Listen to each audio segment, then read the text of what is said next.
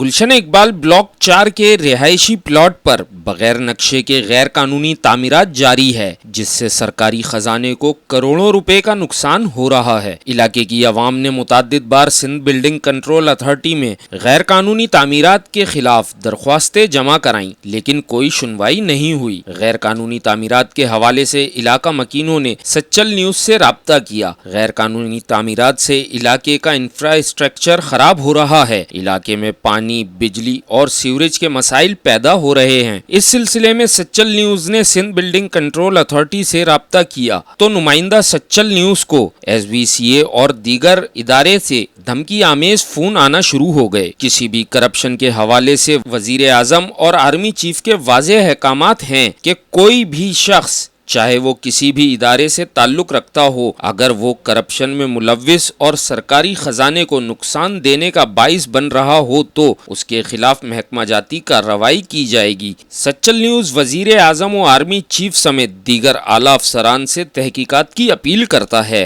Azhar Zaidi, Sachal news, Karachi.